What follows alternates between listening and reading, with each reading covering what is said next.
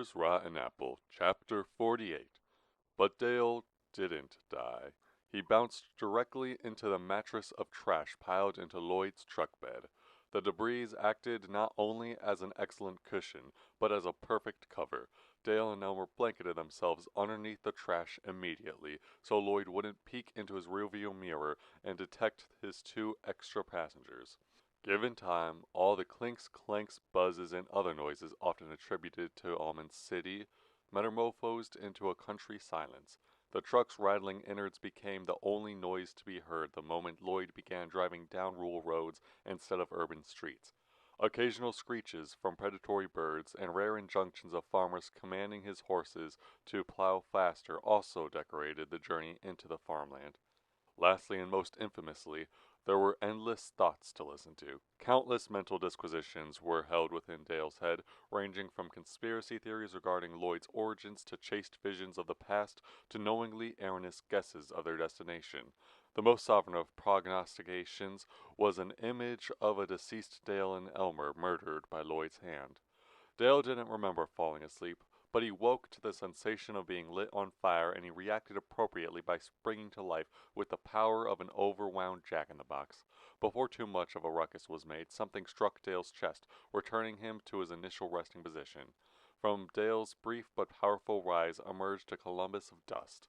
As the dust dispersed, two facts became certain. First, Dale was not on fire. Heat simply hailed down from the mile-wide sun. Second, it was Elmer's outstretched arm that prevented Dale from rising. Elmer's other arm was used to clog Dale's coughing. Yet the dust inhaled by Dale upon his awakening would have been rasped up even if Elmer strangled him purple. Shh, shh, Elmer tried as Dale bellowed. Given the morning's placid disposition, Dale's coughing's volume sounded as though magnified tenfold. I says, shut the hell up, why don't you? Dale's eyes were as wide as the scratchy air would allow. Just shut up, or else he'll hear you. Dale spat out Elmer's hand and rasped, He ain't gonna hear us. He's in the truck's cabin and probably got the radio playing or something. No, he ain't, and no, he don't, Elmer responded. We're stopped at some gas station. Lloyd's inside, and he got a buddy sitting out on the station's porch with a shotgun. Why don't we get out and fight him like planned? Dale began rising to glimpse at the station, but Elmer fastened him down. Are you deaf? Elmer hissed. His buddy is armed and loaded, damn it. The gun ain't just hanging up on the wall, neither. It's leaned right beside his rocking chair. Would you tangle with a gunman if all you got was a... Elmer ruffled through the junk encompassing him in search for any blunt object. All he produced was a wooden soup ladle. If all you got was a spoon? No, Dale said with a breath of doubt. Doubt regarding the existence of a gun-wielding Lloyd adherent. But other opportunities to battle against Lloyd would arise in the future. What if a shotgun slinger was posted at the next stop as well? And the next one, and the next one? Dale shook his head. Next stop would be the last stop of Lloyd, by any means necessary. Just as this conclusion was reached, the ringing of the gas station's doorbell was heard. Lloyd returned to his truck and continued driving further and further into the drought.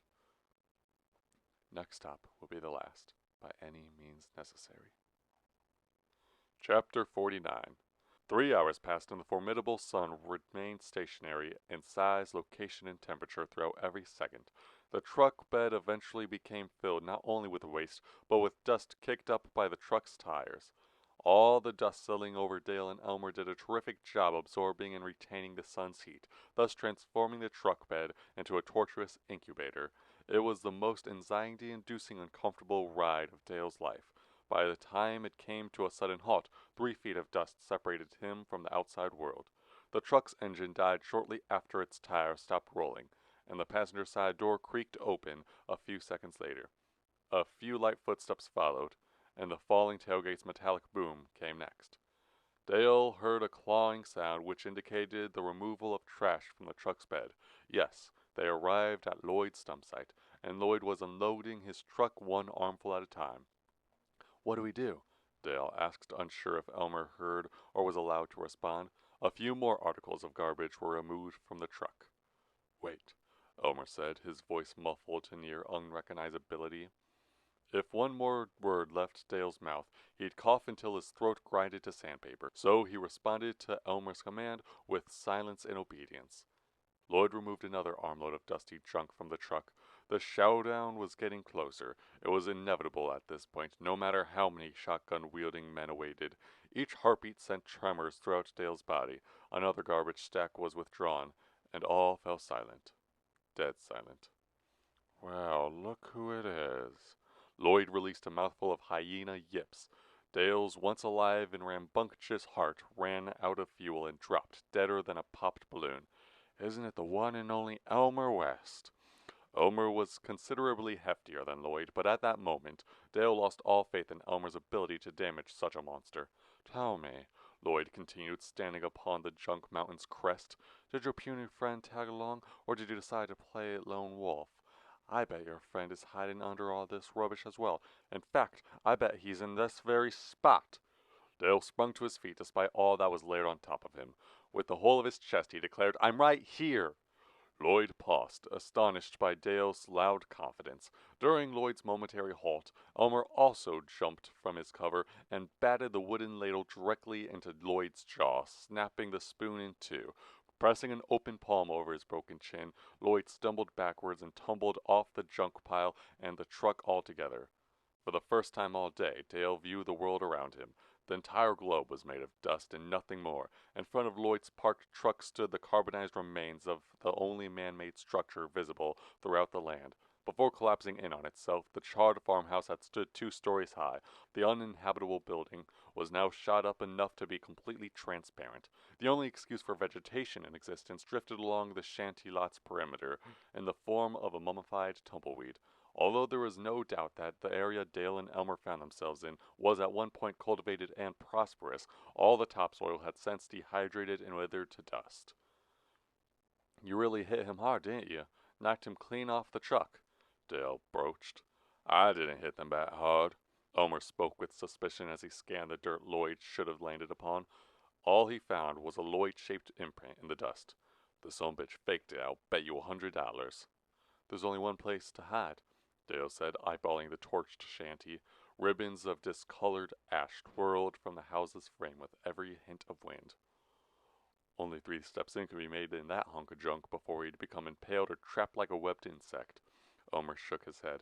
But it's Lloyd we're talking about, and Lloyd is, well, he ain't right. Elmer jumped onto the scalding desert floor. Dale followed close behind with raised fists. The two gravitated towards the house, their eyes locked on the flimsy wooden pallets that at one point served as the building's walls. If only the sun was shining slightly lower. If only Dale focused slightly more on the shadows drawn by the hypothetically lowered sun, instead of aiming all his consciousness towards the shanty. If that were the case, he would have noticed Lloyd's shadow creep out from underneath the truck and approach him from behind. If so, Dale would have avoided getting a knife pressed to his throat. If only. 1 second was all it took for Dale's world to be flipped upside down. In 1 second, the edge of Lloyd's blade burned into Dale's Adam's apple, and a clay-like hand planted itself over Dale's mouth. If one more farthing of pressure was pressed onto the knife, sweat would no longer be the only fluid drenching Dale's button-up. "Oh, Elmer," Lloyd hooted right into Dale's ear, "do I got something to show you. And by all means, drop that broken spoon as you turn." Elmer obeyed without protest. "You called me by my first name," he said. "You referred to both me and Dale by our first names back in the Hotel Skelter as well." "Of course I know your name, silly. We've met before." Lloyd spoke without loosening his grip on either Dale or the knife. "You may not recall, but we certainly have. I used to visit Freddy's Speakeasy often back in the day. That's how I know of you, Elmer. I knew of you and all the secrets you spilled to Freddy during those long drunken nights. Secrets such as your daddy issues, your pickpocketing talents, and that treasure chest you kept in the Almond City sewer. You said if you ever became an outlaw, or got kicked out of your house, you'd go straight to that little treasure chest because banks just can't be trusted, can they? Of course, you only remembered me by that one intoxicated hobo crow rant I made during a regretful and embarrassing night. but you didn't remember me well enough to recognize me when you flagged me down for a ride after escaping the mug, and I had to pretend not to recognize you in return, or else my cover as a JC station worker would have been blown, and the next thing anyone knew, I would have gotten sent to court for car theft, and from that investigation would come discoveries that the state of Iowa simply isn't ready for. As for Dale, you and him were some of the only few left at Freddy's Speakeasy the night I blew it up. Oh boy, did Dale hear blab when I saw you two. Dale blabbed and blabbed and blabbed, saying his name and that you two were out trying to catch a killer. You found a body in the sewers and went to Freddy looking for answers. I knew all that already. I knew you'd find the body in the sewers while searching for your treasure chest. I knew you'd recognize my hobo crow tag, and I knew you'd go looking to Freddy for answers. Therefore, I knew I had to blow Freddy's Speakeasy to dust. I've been meaning to do so for the longest time anyhow. You two just gave me the proper motivation. But it was never my intention to kill you two. I only kill people who break into my hotel. No, I didn't want to kill you, so I instead hid you close to Palmer, the brother of that sewer rat Sissy. I did so in hopes that he might take care of you. Do you know why I knew he'd try taking care of you? Because I knew you'd mess up. I knew you putting your nose where it doesn't belong would lead you to getting framed. And guess what? I was right. I didn't even need to read the papers to find out. I just overheard a conversation between two strangers. And the strangers weren't even gossiping about you. They were making fun of you. Even after getting framed for murder, you two are still nothing but a couple of jokes on legs.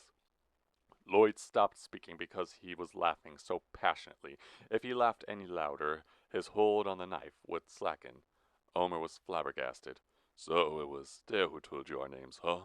He asked. Well, damn. That means he won our drinking contest. Elmer shook his head. Wait. You said you killed Palmer's sister because she broke into your hotel. That don't make sense, 'cause that piece of shit hotel ain't yours. Lloyd stared blankly in Elmer's direction. His eyes were black, unfocused orbs. He remained completely motionless besides his upper lip, which twitched uncontrollably. The Hotel Skelter is not a piece of shit, and yes, I own it, but it's run down. You don't own the hotel because it's hardly a hotel in the first place. Yes, the hotel is temporarily embarrassing, Lloyd seethed, but just you wait.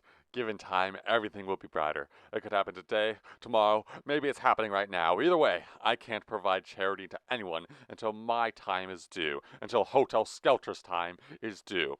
Of course you won't do no one a favor. You're hardly doing yourself a favor. All it seems you do is sit around all day waiting for someone to come and rescue you. Who's that, Mr. Hoover? Some sort of ghost, maybe? I will not tolerate this slander.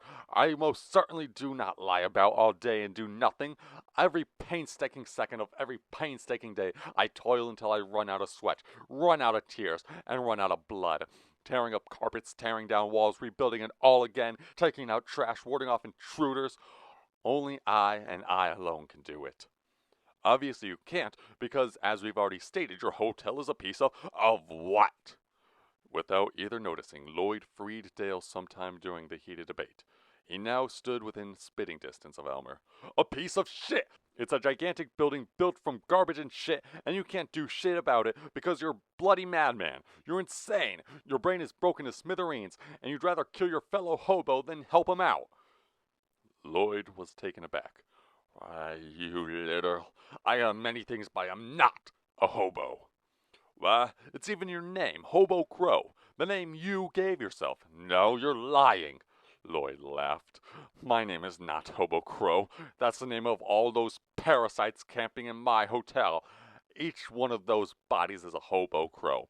All they do is sit around eating from other people's gardens like a batch of crows. But not me. I'm not like them in the slightest. It was Elmer's turn to laugh his fury away. Why aren't you like the others? Why are you better? Why is your hotel better? Why? Shut up. I want answers, Lloyd. I said, shut up. Lloyd hissed. Shut up, or I'll throw you in the hole out back with the rest of the trash. I won't even bury you. A black blizzard will come along and do it for me because nature is in my favor. It always has been, and it always will be, because I am... A splintering crack echoed and re-echoed. Lloyd fell to the ground, the blood on his forehead already coagulating under the blasting heat. Behind him stood Dale, panting, a broken shovel handle in hand. Lloyd made no attempt to rise from the ground, and his entire body began shivering as though he was 1 single degree away from frozen. Using his fingertips, he realigned his forelock. That was his only conscious response to Dale's attack. Subsisting speed and force for precise accuracy, Dale swung the handle once more. He wasn't aiming for a home run as before. A bunt was all that was required to proceed to the next base. But Dale struck out. The handle landed not on Lloyd's bleeding scalp, but in Lloyd's outstretched hand. "Give it to me," Lloyd demanded. As Lloyd tugged at the wooden handle, a 5-inch splinter buried itself into Dale's palm. The jagged pain forced Dale's grip to ease until the handle became in Lloyd's possession. Lloyd whirled the handle in Elmer's direction, striking him with a game-winning home run, directly to the ribcage. All the air inside Elmer vanished at once, rendering him incapable of expressing his agony. "No!" Dale rushed to Elmer's aid. Without aim, Lloyd struck Dale's kneecap, knocking him on top of Elmer. "Get off, please!"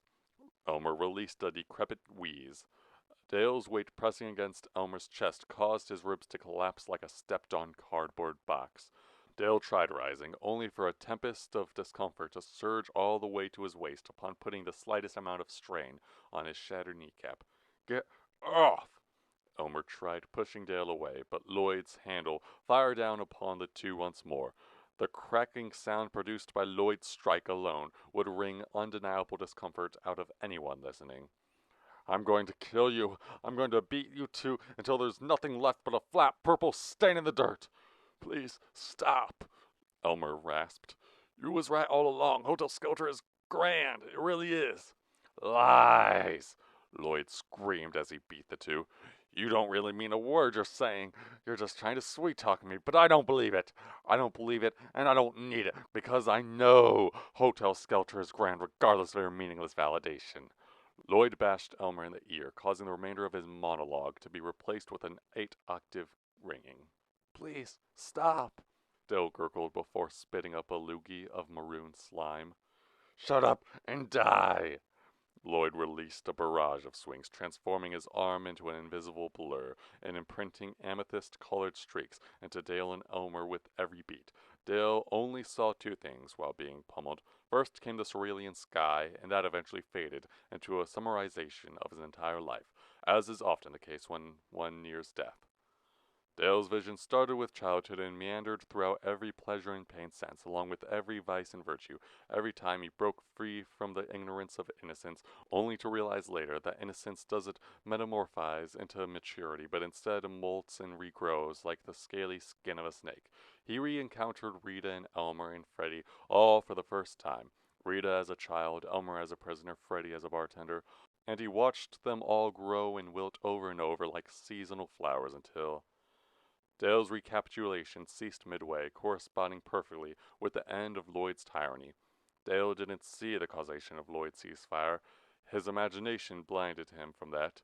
He did watch Lloyd as he kneeled in the dirt, however. Lloyd's forehead was oozing a syrupy blood worse than his chin. Standing behind Lloyd was a newcomer who rose his walking stick until it silhouetted against the sun and crashed into Lloyd's skull as a game-winning swing. Lloyd was out. The walking stick fell to the dirt, and the two were offered a helping hand up. "Oh my, oh my, oh me, oh my," Dale said, regaining his footing. Elmer breathed heavily once more. His first breaths were used to cry, "Lordy, Lordy, is it really you? Heard you two was getting into a yelling match. Decided to wander over and see what it was about." Dale and Elmer stood, speechless, incapable of any action besides staring in awe. "Is this that fellow who wrote me that nasty letter? That hobo crow fella?" With a gust of wind came another lone tumbleweed, dancing along the desert. No words existed to delineate Elmer's gratitude, yet he tried by saying, "Thank you, Joe Hershey, thank you, thank you, thank you." His face was muddied with tears. "No use for crying," Hershey said. "You fellas need a ride back to Iowa. Suppose we could use his truck now that he's conked out. Won't be illegal, will it?" "Forget about legality. What are you doing here?" Dale asked. "Woke up lost and hung over in some cornfield. The map I found in my pocket said it'll take me home. A liar, that map was. By the time I found out that map was full of lies, I was already loster than a bottle at sea. I didn't want to ask directions from nobody. Nobody wanted to give me them. But y'all can help. Just give me the direction now. Dale shook his head. No, we don't need no ride, but here's what we need from you. We need you to take this man to the closest police office and tell them he's a real Hobo Crow. Tell him he's a murderer who's got bodies hidden inside the hotel skelter of Almond City. I'm sure he'll confess to everything else when he decides to wake up, okay? What about you two fellas? You can't just stay here. Dale and Elmer looked to each other. Both were remembering the sign they passed before stealing Palmer's police car. Don't sweat over us, Dale said. In unison, he and Elmer said, We'll hop a train.